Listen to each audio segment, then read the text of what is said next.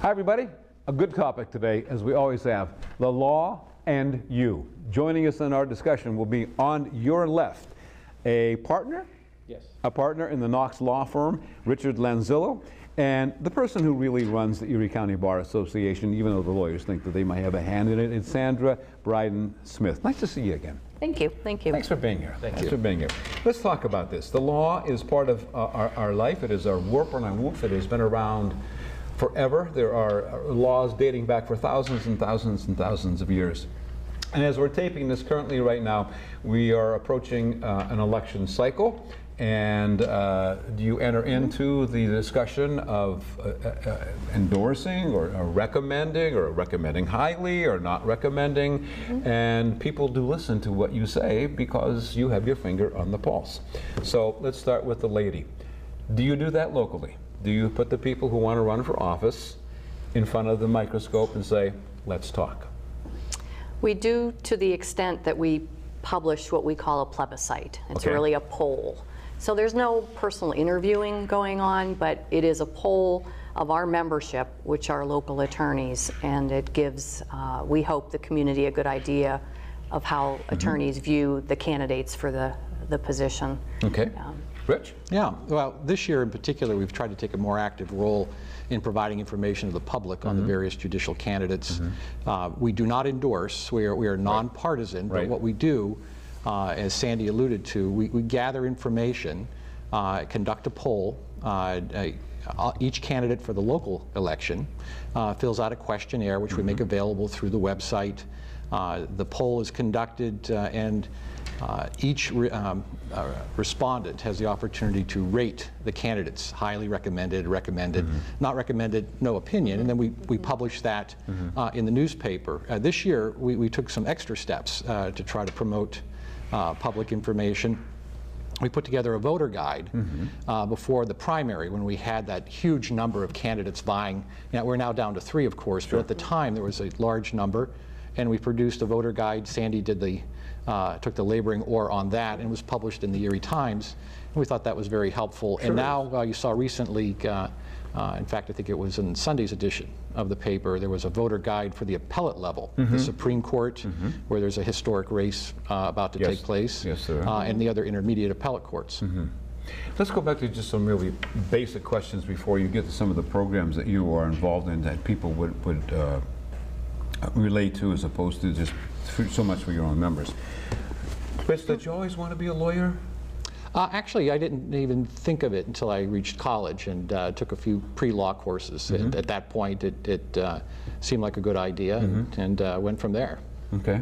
And you've been doing this for 4 or 5 years? Closer to 28 now.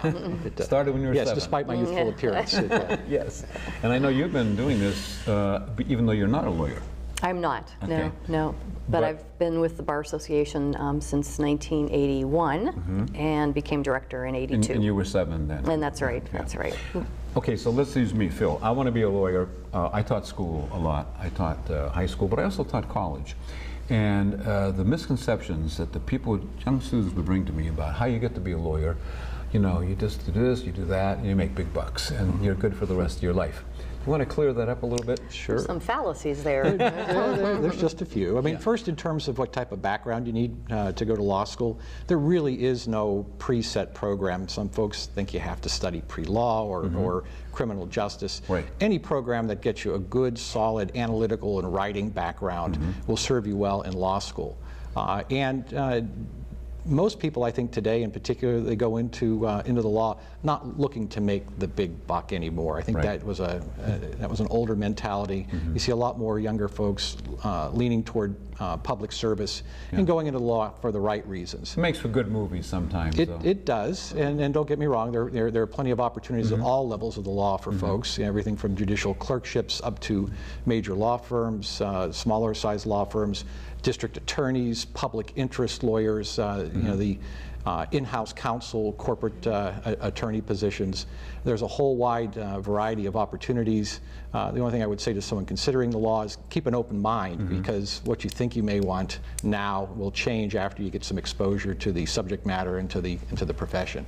Which part do you specialize in or do? I'm a commercial litigator. I do trial work, courtroom work, focusing primarily on commercial disputes. Okay. The process is 4 years of school, baccalaureate, and then usually you have to take tests that the LSATs, right, that would qualify you to go ahead, and then you go ahead, and then how much you go ahead and do a law school of 3 years accreditation, 3 years, okay, and then after you get out of that and you're $100,000 in debt or more, you have to do what? Most attorneys will, law school graduates will take a bar examination, okay, and to be admitted to practice before various courts. It's not required. You can take an in-house position, do other things in the law without the bar, but that's the typical course. And then you pretty much scramble trying to find your first opportunity in the law. Yeah. Judicial clerkships, I think, are a good entree to the law. A lot of young lawyers will come out and seek an opportunity to work with a judge with great training, great opportunity to be exposed to the practice of law, to courtroom action and activity, and to kind of feel your way through and figure out what direction you'd like to take. Others go directly to law firms, and still others will go out and hang a shingle. We've got plenty of lawyers in Erie who either alone or in a small group will set up operations and look for their first clients and build a practice. The changes you've seen since '81, you got an hour and a half, 2 hours, we'll come back in a day or two actually. Should have brought my laundry list. The one that always strikes me is that when I first started, advertising by lawyers was not permitted. So all the ads in the yellow pages, the billboards, the TV, it was not permitted. It was the Supreme Court, Pennsylvania Supreme Court, that eventually said that that was okay, and it really, I think, has changed the practice of law a lot. I remember when I was involved in TV more on a daily basis that I had a chance to meet Edgar Snyder, who seemed to be on the cutting edge of that. And I always got the impression that it wasn't Edgar who was the driving force behind that. It was Mrs. Edgar who said, you can do this, and we're going to sell this law firm. And when that happened, did people go, oh, it shouldn't be that way. The lawyers we're better than that. And now you see it constantly. You open up the yellow pages of a phone book, if anybody still uses phone books, and you go to any city, and I've been to the big ones, you see them everywhere. I'm going to ask you the tough question, Rich. You okay with that? You know, personally, I think a lot of the ads could be more dignified and you know, better serve the profession in terms of how we can project ourselves to the public. But I mean, since Bates versus State Bar of Arizona, it's been the law of the land, and you know, people are free to advertise commercially as they see fit.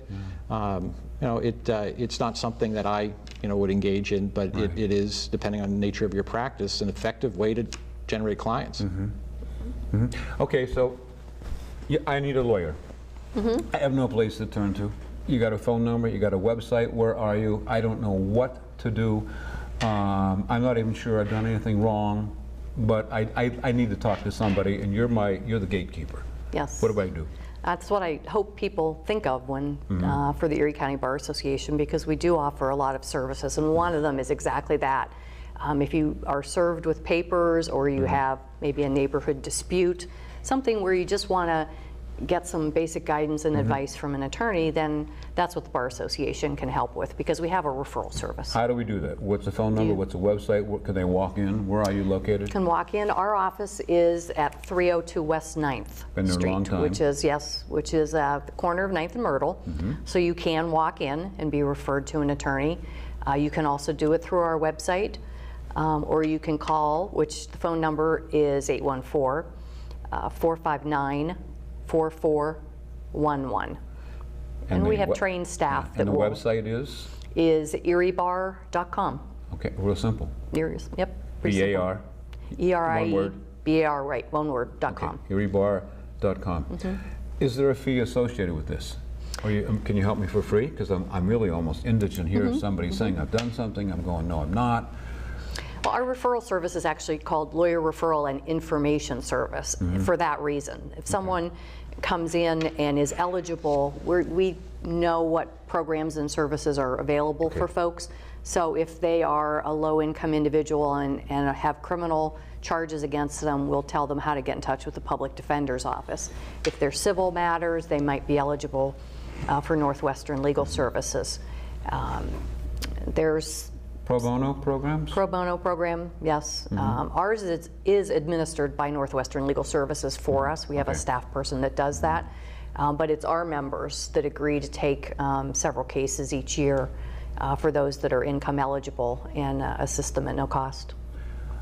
I think it's fair to say, and I think the media plays a great role in this, is that it seems like everybody's going to have a run-in with the law, it's going to have a lawyer, and the cops are going to chase you, and you're going to end up in jail, and you're going to have to make bail. I'm watching the program right now, The Good Wife. She's in bail bondsman there, and she's trying to make a living, and I'm going, nobody I know is involved in that. I mean, it's not as pervasive as the media seems to make it, and yet the movies that seem to attract a lot of attention deal with that. The movie about a half year ago, The Judge, with what's his name? I can't think of his name. Robert Duvall. Yes, yeah, you know, and what's his name? All right, you know, he worked out the back of his car, you know, and I'm going, The Lincoln Lawyer, it's just great material to make movies with. And that's reality, what it is. It's the sexier part of, you know, the criminal and the litigation. Right. It's certainly not all there is to practice. No, I know you're chomping there. Go ahead. Well, no, you know, most of the time it's, it would be pretty mundane, make for poor TV, but it's critically important to the people involved. I mean, their problems, whether it's a real estate issue, whether it's a business issue, whether certainly if it's a criminal issue, it's vitally important to them and therefore to the lawyers who represent them. Right. Not good copy for TV though, in most cases. You're right. Yeah. You have a lot of programs that you operate. I don't think people are necessarily aware of, and one of them I have listed as Wills for Heroes program. That sounds pretty good. Which it's a nice tie-in, because that's another thing that's really important for people, and it's not controversial, it's not criminal, it's not litigation, but you should have a will, and that's a program that we have. Right. It's actually a national program that was adopted here in Erie County 2 years ago. This would be the second time the program's been provided, and what it does is it provides volunteer lawyers and paralegals who sit down with really our heroes of our society, our first responders and our veterans, and provides them free legal services in assistance with drafting wills, powers of attorney, healthcare powers of attorney, those types of basic documents that everyone should have, but particularly those engaged in dangerous occupations, put their lives on the line for us. And it's one way, one of many ways the Bar Association tries to give back to society and to particular people, in this case our veterans and our first responders. I can't agree with you more. I had an uncle pass away recently, and he had a will, and it was amended 7 times because he wanted it. Things change. He wanted to change, you know, and I ended up, you know, being his caregiver, my wife and I, and he passed away. He was 98, a vet, and all that good stuff. But he also had it wrapped around into a trust. And I learned a great deal about how to do this because I was the executor of this. And I recommend that, as they're saying right now, if you don't have a will, why don't you? You really do, because if you walk out in the street tonight, tomorrow, and you get killed, and you don't have anybody knowing what gets spread to whom, you're in bad luck, right? I mean, it's your way to make sure that your assets are distributed as you want. As you want, yeah, as you want. Your assets are distributed as you want to distribute, yes. So, John and Sandra and Philip say, make sure you get a will. It's as simple as that. And they don't have to be complicated. There's a standard form, I understand, you can use that covers a whole bunch of things. And if you don't like it, you can change it. Yeah, I mean, they can be very simple wills. They can be more complex ones. For Wills for Heroes, obviously, you know, they're going to be more on the simple will side, and if they have greater needs, we would refer them to an attorney to work more closely with them than trying to do it in one day. But you know, in terms of making sure their basic needs are served, in terms of will, healthcare powers of attorney, and the like, it's a terrific program. And we did We did almost 60 of them this past time. We did it in September. It wasn't that long ago that we offered it. Unfortunately, ran out of available slots for people. So we will do it. We're planning to do it again. Oh, that should be publicized. Oh my gosh, yes. Sure. Yes, yeah, absolutely. Another note here is attorneys and kids together. That sounds great. Yeah, that's our signature public service program at the Bar Association. It was started back in, what, 1999. I think Judge Agresti and Attorney Tim Riley are the two that spearheaded that with the help of many others. But what it does is it provides service to the homeless children in the community. It has a number of facets that involve our membership.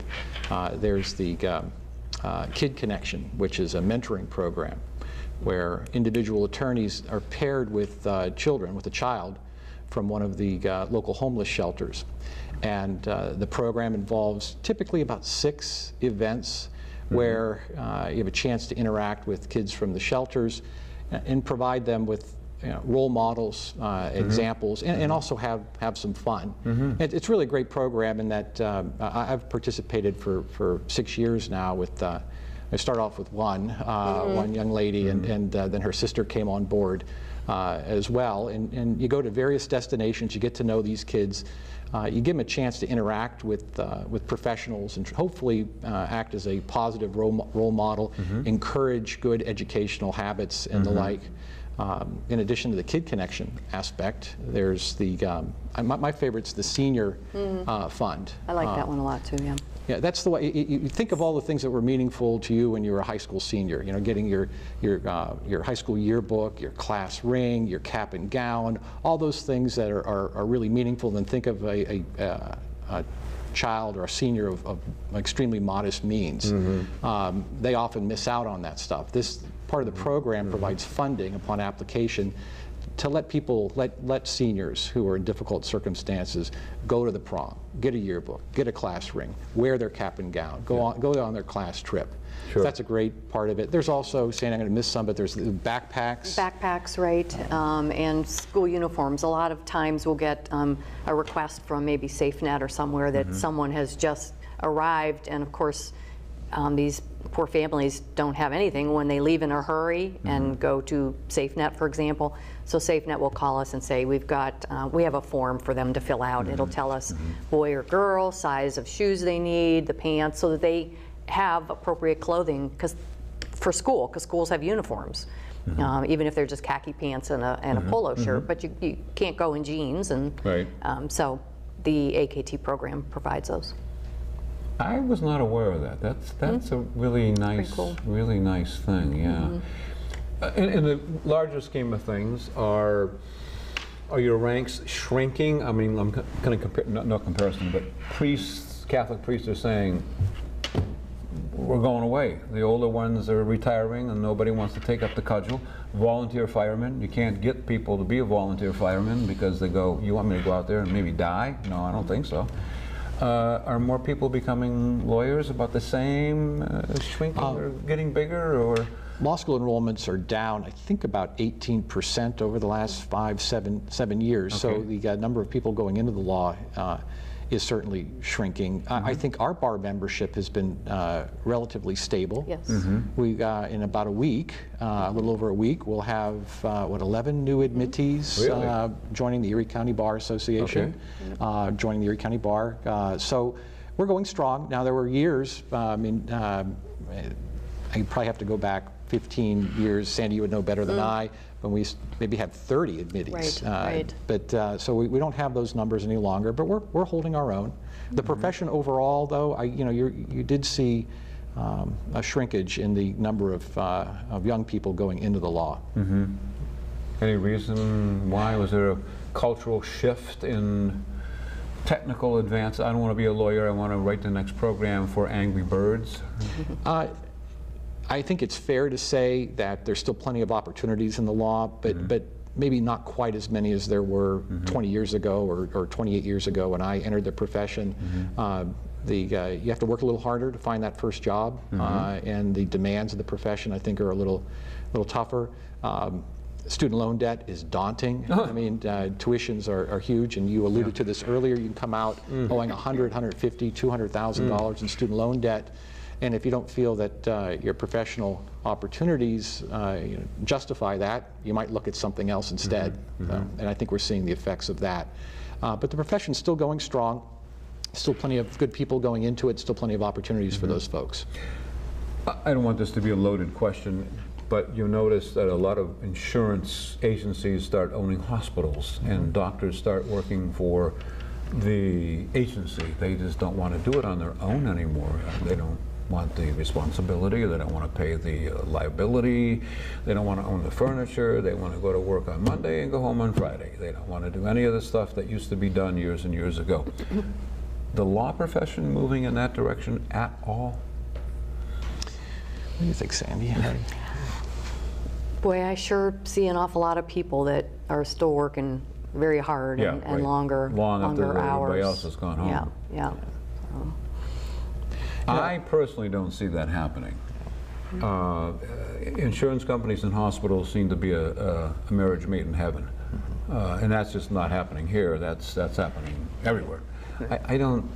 I personally don't see you going to work for Kaiser Permanente as a 300-body person representing them on the West Coast or something. Maybe you do. I don't know. You know, you're seeing some consolidation among major law firms.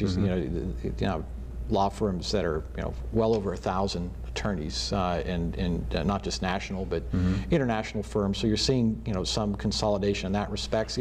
In cities like Erie, that's really not so much the case. As far as the work ethic, I don't think that's changed too much, although I would say I have noticed younger lawyers seem to have a bit more of a focus on not just making money, but public service, trying to give back. They're working just as hard, but maybe not necessarily in the same way that lawyers did 10, 15 years ago. And I think that's a positive development. A lot more family commitments that they want to keep. Is different. Yeah, it's a shift in two people are working. Right. It's changed.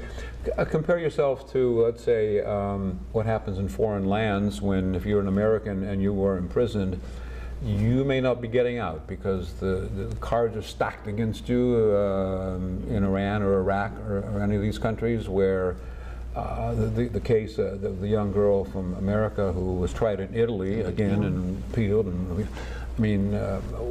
What makes these foreign lands so bumpy compared to ours? Or is ours bumpy? Well, it's somewhat of a cliche, but when people say that our system isn't perfect here, but I still believe it's by far the best. In many countries, the concept of due process is not even considered. Doesn't exist. Right, and I think our jury system is still fairly unique compared to other countries, and it's I think it's still the best system around and still serves the public well. It ties back into the first topic we talked about, though, the judicial races, and it only works when you get the best people running your courts, and that's why these judicial races are so important. And why we publish things like our voter guides, or we work with I should say the Times News to assist them in publishing voter guides so the public can be informed, and we make sure that it remains the best system by having appropriate folks judging the cases that come before them. Go ahead. You were going to add on. If I was, it's gone. We made our job. We deal with you in the profession, and without you we couldn't function. I mean, we are an agency of the state. We function because they allow us to function, and we are a nation of laws most of the time, except when you see certain events occurring that are exploding on the headlines and make not only the morning news, the afternoon news, the nightly news, the weekend news, the riots, the lives matter, police lives matter, everybody's lives matter, and then the law seems to get discussed a lot. You know, you got an hour and a half, 2 days to discuss that. People are discussing the way they were treated. The latest one that I'm referring to is the officer in the school came in and took the young girl right out of the chair and just threw her right down. You know, that's going to run, that'll be the news cycle for a couple of days. What the heck was he doing? Are they getting a bad rap? Do police lives matter too, as well as black lives, all lives? Any one of those you want to pick up on, sure, and go until August. Go ahead. Well, you know, with any of those examples, where the law is at its best is where it steps back, and attorneys and judges step back and keep an open mind, because we don't just get the soundbite that occurs on TV. It's, you know, in the courts and in law offices, you know, it's the job of the lawyer working with the client to gather all the facts and try to take as an objective a look at what's going on as possible, not to have that knee-jerk reaction to what you're seeing, because oftentimes there is more to the story. Sometimes there's not. And of course, lawyers and judges are human beings too. You can't help but be, you know, appalled by some of the images we see, such as the one you know, we saw in the news recently. Yeah, I guess my ultimate question is, it appears that social media is kind of directing the conversation. You know, you're getting one side of it, the blogs, the internet. You know, I know everything because, well, I do. I just know everything. I like to say that the bully who used to sit at the end of the bar is now the writer of the blogs. You know, he knows everything, or she knows everything. That has got to play in your case, in your discussion of social media, bending the conversation and twisting it into the hyperbolic loop. Sure. Well, you know, judges, jurors, or lawyers, we're all human. We're all and we're all tied into that social media now, and it certainly affects the way we look at things and how we gather our information. Judge during a trial will always instruct his jury, you know, now don't go home and Google this. You know, just don't go on Facebook. Yes, don't go on Facebook. Listen, but I'll tell you, lawyers, you know, when there's a matter before them, a case comes in involving a party, one of the first places they look is they look at the other side on Facebook and just generally online. I mean, that's a resource now, and just like others, lawyers use it as part of the profession. Anything to add? We'll give you the last word.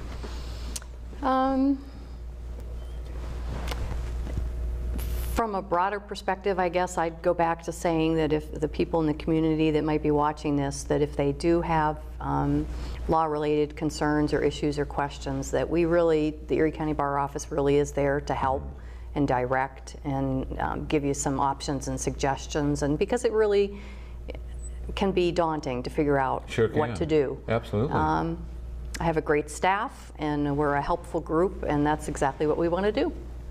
Going to leave it at that, okay? Sounds good. Richard Lanzello, thank you for being with us, and Sandra Bryden-Smith of the Erie County Bar Association, thank you for being with us, and thank you for being with us. Don't forget, they're available, the Erie County Bar Association, they are available to help you. Give them a call. Until next time, take care. I'm Phil Fatica.